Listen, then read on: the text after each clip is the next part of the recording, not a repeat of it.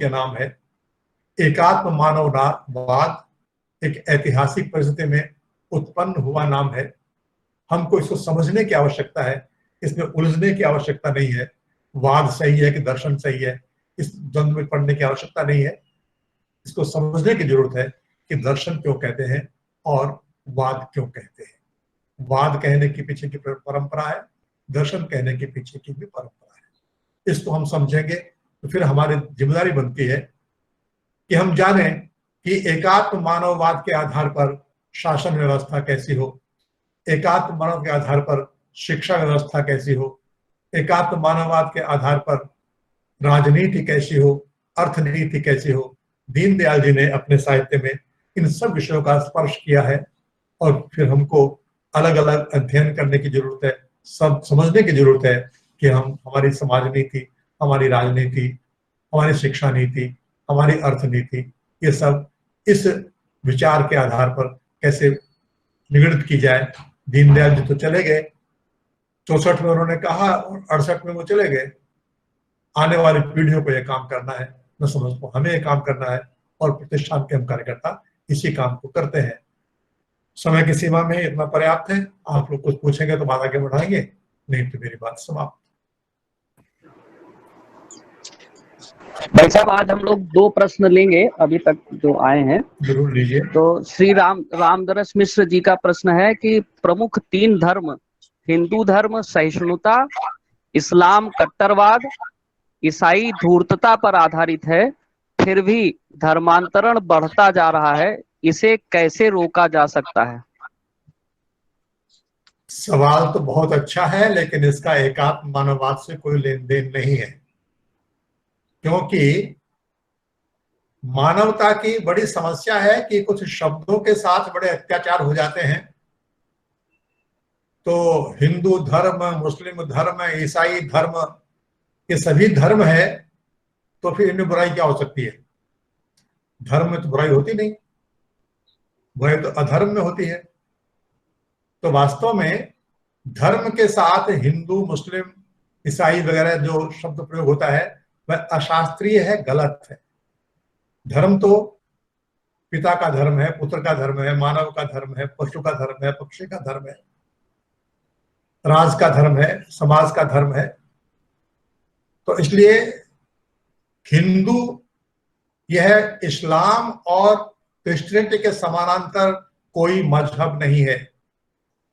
जिस तरह से इस्लाम और क्रिश्चियनिटी मजहब के तौर पर पैदा हुए, वैसा हिंदू नाम का कोई मजहब पैदा नहीं हुआ। इसलिए हिंदू संस्कृति है, हिंदू राष्ट्र है, हिंदू विचार है, हिंदू के पास धर्म की अवधारणा है। इसलिए हिंदू के समानांतर इस्लाम और क्रिश्चियनिटी की बात करना गलत है। जो अब्राहमिक रिलीजन्स है उनमें कन्वर्जन की परंपरा है, विशेषकर ईसाईयत में और इस्लाम में, और इस परंपरा ने मानवता की बहुत क्षति की है। यह परंपरा साम्राज्यवादी है, यह परंपरा हिंसक है, यह परंपरा लोलुप है, और इस्लाम और ईसाईयत को इस दोष से मुक्त करना चाहिए। इस दोष से मुक्त करने के लिए मानवता को श्रम करना पड़ेगा। मोहम्मद साहब या ईसा मसीह इसके लिए अपराधी नहीं है, इसके लिए अपराधी है उनके अनुयायी। और इसलिए सबको इसे समझना पड़ेगा, समझाना पड़ेगा, और कन्वर्जन, धर्मांतरण, यह एक मानवता के लिए अभिशाप सिद्ध हुआ दोष है, इसको दूर करना होगा। एकात्म मानववाद समझेंगे तो इसमें से रास्ता निकलेगा। भाई साहब, प्रश्न तो कई आ गए हैं, लेकिन हम केवल एक प्रश्न और लेंगे, बाकी हम आपको बाद में भेज देंगे, फिर उस पर किसी और समय चर्चा की जाएगी। डॉक्टर उपेंद्र देव जी काशी विद्यापीठ से पूछे हैं कि एकात्म मानव दर्शन क्या वेदांत दर्शन के अद्वैत सिद्धांत के करीब है? करीब नहीं, वही है जो भारत का वेदांत दर्शन है। वह वेद से चलकर उपनिषद की परंपरा को व्यक्त करता है, और आधुनिक युग में आकर के उसके सबसे बड़े प्रवक्ता जगत गुरु शंकराचार्य है। उसका नाम भी अद्वैत है।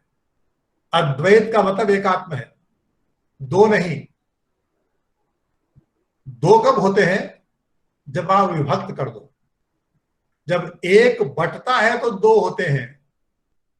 तो अद्वैत है यानी एकात्म है। यहां तो मैं समझता हूं कि वेदांत और एकात्म ये समानार्थी है। और जब सिद्धांत और नीति प्रलेख दीनदयाल ने लिखा तो उन्होंने कहा आज दो महापुरुषों का स्मरण होता है। एक वे जिन्होंने विभिन्न राजनीतिक गठों में बटे भारत को एकात्म करने की कोशिश की, चाणक्य, और दूसरे विभिन्न संप्रदायों में बटे भारत को एकात्म करने की कोशिश की, जगत गुरु शंकराचार्य। तो जगत गुरु शंकराचार्य, कौटिल्य का अर्थशास्त्र, शंकर का वेदांत और एकात्म मानववाद, ये नवीन प्रस्थान त्रयी है। त्र्यंबक जी अब हाँ जी, एक सवाल और हो सकता है, अभी 3-4 मिनट समय है जी। मैं एक भाई साहब, मेरा एक छोटा सा प्रश्न है। नहीं योगेश जी प्लीज लिख कर भेजिए, अभी हम कुछ दूसरा करेंगे। आप मैंने लिख दिया है। आप कृपया सहयोग करिए, मुझे एक प्रश्न लेने दीजिए।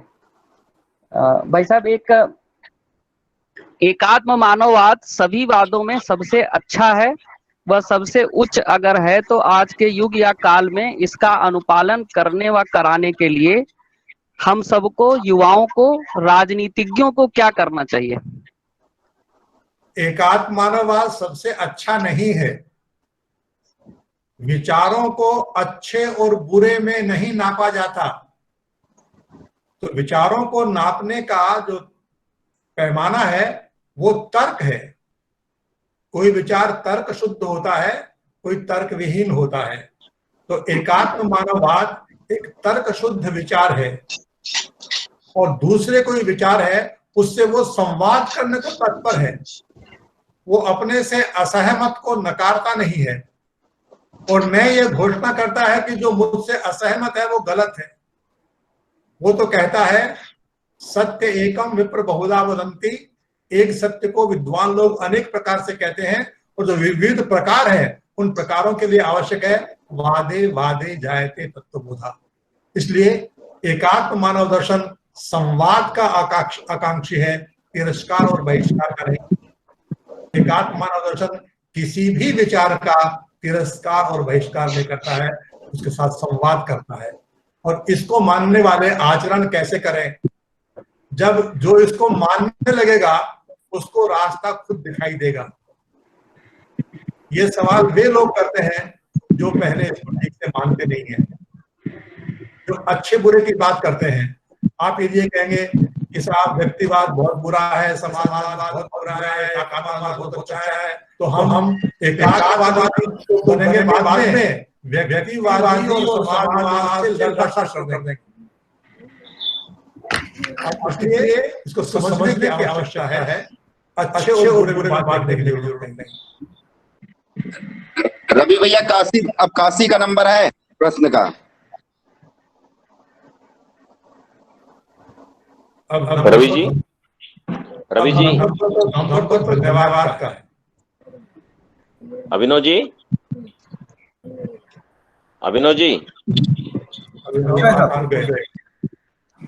जी म्यूट करिए, सब लोग को अनम्यूट क्यों कर दिया आपने?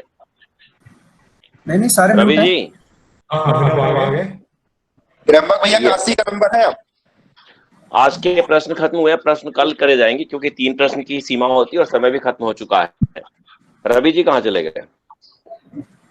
रवि जी मीटिंग में तो नहीं दिख रहा है मुझे फिलहाल तो। मैं हूँ यहीं पर। आगे बढ़ाइए। हाँ रवि जी। हाँ जी हाँ, आभार व्यक्त कराइए। आभार व्यक्त कराइए। स्वामी, हाँ जी, स्वामी धीरेन्द्र पांडे जी आज आभार व्यक्त करने के लिए।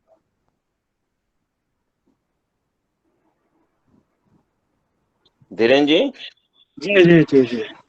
आ गए। तो प्रणाम भाई साहब, सुनने वाले सभी मित्रों को बहुत बहुत प्रणाम मेरा। और बहुत ही अच्छी जो है आपके द्वारा हमें एकात्म मानववाद जो आदरणीय दीनदयाल जी का कंसेप्ट था, फिलॉसफी थी, दर्शन था, जो भारतीय दर्शन को उन्होंने आधुनिक समय के हिसाब से व्यक्त किया था, उसको हम सभी लोगों ने आपके श्रीमुख से सुना, अपडेट हुए उसके विषय में। और निश्चित रूप से पीछे के दिनों से जो हम लोगों का सेशन चल रहा, ज्ञानवर्धन हो रहा है, उससे भारत की जो दर्शन है, भारत की जो परंपरा है, धर्म है, अध्यात्म है, उसकी जो ऊंचाई है और वो गहराई है जो माननीय दीनदयाल उपाध्याय जी ने, और उसको आपने एक्सप्लेन किया है, हम सभी लोग इससे ओतप्रोत हो रहे हैं। और आपका भाई साहब बहुत बहुत धन्यवाद, आपका सानिध्य और आशीर्वाद सभी मित्रों को मिल रहा है, और आपको बहुत बहुत प्रणाम, और सभी मित्रों को भी बहुत बहुत प्रणाम, धन्यवाद। रवि जी, डॉक्टर अजय कुमार मिश्रा जी। हाँ जी रवि जी, भाई साहब से कल बात हुई थी, तो भाई साहब इस समय हैं ऑनलाइन। भाई साहब का कहना था कि छठे दिन का हमारा विषय है दीनदयाल पीठ विश्वविद्यालयों में। उस विषय पर भाई साहब अकेले नहीं बोलेंगे, उस पे डॉक्टर त्रिलोचन शर्मा जी और डॉक्टर आर.के. सिंह साहब भी बोलेंगे। तो मैं भाई साहब से आग्रह करूंगा कि वो लोग हैं स्क्रीन पे, उनको स्वयं आदेशित कर देंगे तो ठीक रहेगा। जी भाई साहब, प्रणाम भाई साहब। नहीं भाई साहब, हम 8 बज के थोड़ा बीच में व्यवधान हो गया था, तो जुड़ने में समस्या हो रही थी। जी जी, बहुत अच्छा दीनदयाल का विषय है, थोड़ा उसके बारे में आप बताएंगे, मैं जान जाऊंगा। और वो कहाँ है, वो सोची क्या नाम? R K. Singh ji, professor R K. Singh. भाई साहब की आवाज साफ नहीं आ रही है। हाँ कुछ ही तो है, लेकिन प्रोफेसर आर.के. सिंह आ गए हैं। जी सर, प्रणाम। ठीक है, तो दीनदयाल के बारे में आप बोलना है, ध्यान तैयारी कीजिएगा। ठीक है, ठीक। अच्छा, सबको बहुत बहुत नमस्कार। रवि जी नमस्ते, शांति। डॉक्टर अजय कुमार शर्मा जी कल्याण मंत्र बोलेंगे और हम सब लोग कृपया मन में दोहराकर बैठक को पूरा करेंगे। डॉक्टर अजय जी।